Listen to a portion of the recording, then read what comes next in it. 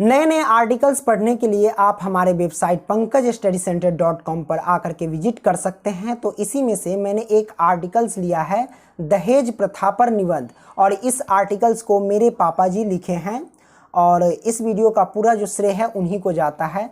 तो आइए हम देखते हैं, यहाँ पे दिया गया है कि दहेज प्रथा पर निबंध। आइए हम लोग जानते हैं दहेज प्रथा पर निबंध के बारे में। तो यहाँ पे दिया गया कि जैसा कि किसी कवि ने कहा है, लाखों घर बर्बाद हुए इस दहेज की बोली में, अर्थी चढ़ी हजारों कन्या बैठ न पाई डोली में। पौराणिक काल में लड़की पक्ष के द्वारा उपहार स्वरूप लड़की को आभूषण दिया जाता था, जो कालांतर में दहेज का रूप धारण कर लिया। वर पक्ष के लोग लालचवश इसे दहेज के रूप में लड़की पक्ष वालों से मांग शुरू कर दिया। अब यहाँ समझेंगे कि ये पौराणिक जो आप देख रहे हैं पौराणिक काल में, तो पौराणिक काल का मतलब क्या होता है? पौराणिक काल यानी पुराने ज़माने में आप कह सकते हो। उसके बाद यहाँ जो आता है, यहाँ पे देख सकते हैं कालांतर। कालांतर का मतलब ये हुआ कि जैसे जैसे समय बीतता गया, या आगे चल कर के आप इसे कह सकते हो। ओके, तो आइए अब आगे हम पढ़ते हैं। यहाँ पे दिया गया है, देख सकते हैं कि दहेज प्रथा के कारण लड़कियों के ऊपर होने वाले प्रताड़ना। तो दहेज प्रथा के कारण जो लड़कियों के ऊपर प्रताड़ना होती है उसके बारे में हम जानेंगे। यहाँ पे देख सकते हैं पहला कारण जो है समय पर शादी ना होना। पहला कारण क्या है? समय पर शादी ना होना। जैसा कि हम सभी लोग देखते हैं अपने आस पड़ोस में पैसे के अभाव में लड़की की शादी समय पर नहीं हो पाता है, जिसके कारण लड़की में आत्महीनता का बोध उत्पन्न हो जाता है और लड़कियां मनोवैज्ञानिक रूप से मानसिक तनाव में चली जाती है, यूं कहो कि डिप्रेशन में चली जाती है, और इसके कारण इसके सुंदरता को प्रभाव पड़ता है। सिंपल सी बात है, अगर कोई भी आदमी डिप्रेशन में जाता है तो वो ना तो ठीक से खा पाएगा, ना ठीक से पी पाएगा, सो पाएगा, है ना, ऐसा होगा। तो उसकी वजह से आपकी सुंदरता पे काफ़ी ज़्यादा प्रभाव पड़ता है। ठीक है, तो उसके सुंदरता पे काफ़ी ज़्यादा प्रभाव पड़ता है, जो लड़की के लिए काफ़ी नुकसानदायक होता है। लड़का अगर अकलोल बकलोल है तो भी चल जाता है, लेकिन लड़की को सुंदर रहना ही पड़ता है, ये कहा जाता है। ठीक है, अब यहाँ पे देख सकते हैं दूसरा कारण।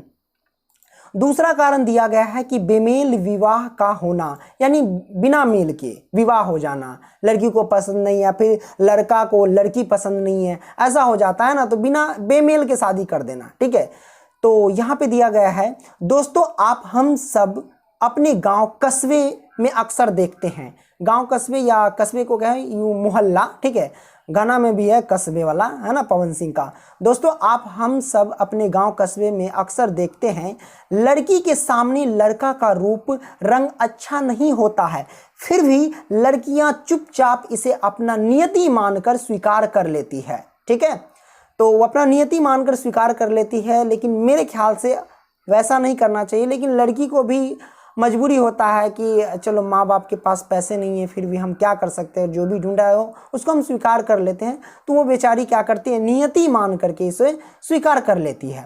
जबकि लड़का लड़कियों को ठुकरा दिया करता है। कभी कभी लड़की के उम्र से 10 साल अधिक उम्र के लड़कों से विवाह कर दिया जाता है, जिसके कारण जिंदगी में सामंजस्य बिठाना कठिन हो जाता है और जिंदगी तनाव में चली जाती है, यूं कह ले तो टेंशन में चली जाती है। आइए अब अगला देखते हैं, शादी का टूटना। ये कारण है हमारे पास अगला कि शादी का टूटना। ठीक है, यहाँ दिया गया है कि शादी का टूटना आजकल तो आम बात हो गई है। दहेज के कारण सास ससुर और जेठानी और अपने पति के द्वारा बार बार दहेज के रूप में नगद राशि और आभूषण मांग किया जाता है, जिसके कारण शादी टूट जाता है और परिवार बिखर जाता है और लड़की की जिंदगी नर्क हो जाती है। अगला कारण देखते हैं, यहाँ दिया गया है कि प्रताड़ित, क्या है, प्रताड़ित के कारण आत्महत्या करना, यानी लड़की आत्महत्या भी कर लेती है प्रताड़ित के कारण। यहाँ पे लिखा गया कि जैसा हम आप सब देखते हैं अपने आस पड़ोस की बहनें ससुराल पक्ष के दहेज प्रताड़ना के कारण आत्महत्या कर लेती है, जो एक आम बात हो गई है। हाँ, हालांकि सरकार की तरफ से सुरक्षा दी जाती है जो कहीं ना कहीं नाकामयाब साबित हो रहा है। इसके लिए समाज में मानसिक रूप से एक बहुत बड़े बदलाव की जरूरत है और इसमें नवयुवकों को विशेष रूप से पहल करना चाहिए। मुझे उम्मीद है आप समझ गए होंगे कि दहेज प्रथा पर निबंध कैसे लिखा जाता है और इस वीडियो का पूरा श्रेय जो है वो मेरे पापा जी को जाता है, क्योंकि इस आर्टिकल्स को उन्होंने ही लिखा है। ठीक है, तो आई होप कि समझ गए होंगे। और मैं आपको बता दूं कि नए नए आर्टिकल्स पढ़ने के लिए आप लोग, जैसे कि यहाँ पे है, आप लोग कमेंट भी कर सकते हैं ना। यहाँ पे नेक्स्ट करेंगे तो अगला आर्टिकल्स आएगा। चलो नेक्स्ट करते हैं, देखते हैं कौन सा आर्टिकल्स आता है। देखो, गरीब माँ बाप पे हमारे पापा जी लिखे हैं। हर वो माँ बाप को सुनाइए गरीब माँ बाप के बारे में कि क्या उनका दर्द होता है, वो उनको बच्चे से क्या ख्वाहिश रहती है। अगर आप लोग कमेंट करेंगे कि सर इस आर्टिकल्स को जल्दी लेकर के आइए, तो मैं पढ़ करके आपको बता दूंगा और समझाने की पूरी कोशिश करूंगा। वैसे आप pankajstudycenter.com पे आकर के विजिट कर सकते हैं और आर्टिकल्स पढ़ सकते हैं। धन्यवाद दोस्तों, अगली वीडियो मिलेंगे, तब तक के लिए बाय।